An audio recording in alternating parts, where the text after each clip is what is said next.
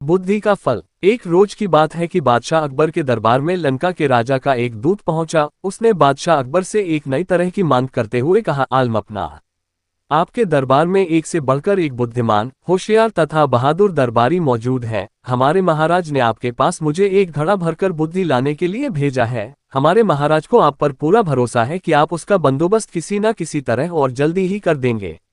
ये सुनकर बादशाह अकबर चकरा गए। उन्होंने अपने मन में सोचा, क्या बेतुकी मांग है, भला घड़े भर बुद्धि का बंदोबस्त कैसे किया जा सकता है। लगता है लंका का राजा हमारा मजाक बनाना चाहता है, कहीं वह इसमें सफल हो गया तो। तभी बादशाह को बीरबल का ध्यान आया। वे सोचने लगे कि शायद ये कार्य बीरबल के वश का भी न हो, मगर उसे बताने में बुराई ही क्या है।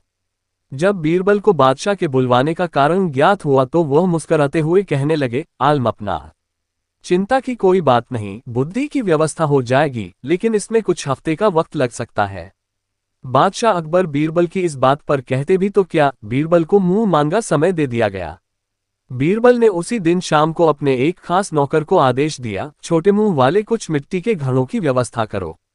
नौकर ने फौरन बीरबल की आज्ञा का पालन किया। घड़े आते ही बीरबल अपने नौकर को लेकर कद्दू की एक बेल के पास गए। उन्होंने नौकर से एक घड़ा ले लिया। बीरबल ने घड़े को एक कद्दू के फूल पर उल्टा लटका दिया। इसके बाद उन्होंने सेवक को आदेश दिया कि बाकी सारे घड़ों को भी इसी तरह कद्दू के फूल पर उल्टा रख दें। बीरबल ने इस काम के बाद सेवक को इन घड़ों की देखभाल सावधानी पूर्वक करते रहने का हुक्म दिया और वहां से चले गए। बादशाह अकबर ने कुछ दिन बाद इसके बारे में पूछा तो बीरबल ने तुरंत उत्तर दिया, आलमपना, इस कार्य को हो चुका समझें, बस 2 सप्ताह का समय और चाहिए, उसके बाद पूरा घड़ा बुद्धि से लबालब भर जाएगा।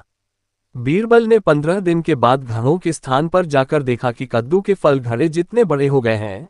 उन्होंने नौकर की प्रशंसा करते हुए कहा, तुमने अपनी जिम्मेदारी बड़ी कुशलतापूर्वक निभाई है, इसके लिए हम तुम्हें इनाम देंगे।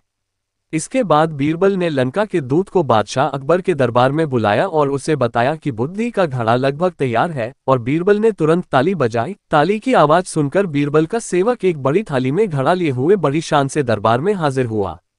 बीरबल ने घड़ा उठाया और उसे लंका के दूत के हाथ में सौंपते हुए कहा, लीजिए श्रीमान, आप इसे अपने महाराज को भेंट कर दीजिए, लेकिन एक बात अवश्य ध्यान रखिएगा कि खाली होने पर हमारा ये कीमती बर्तन हमें जैसा का तैसा वापस मिल जाना चाहिए। इसमें रखा बुद्धि का फल तभी प्रभावशाली होगा जब इस बर्तन को कोई नुकसान न पहुंचे। इस पर दूत ने कहा, हुजूर, क्या मैं भी इस बुद्धि के फल को देख सकता हूँ? हाँ हाँ जरूर, बीरबल ने गर्दन हिलाते हुए कहा। घड़े देखकर परेशान होते हुए दूत ने मन ही मन सोचा, हमारी भी मति मारी गई है, भला हमें भी क्या सूझी। बीरबल का कोई जवाब नहीं है। भला ऐसी बात मैंने सोची कैसे। घड़ा लेकर दूत के जाते ही बादशाह अकबर ने भी घड़े को देखने की इच्छा प्रकट की और बीरबल ने एक घड़ा मंगवा दिया।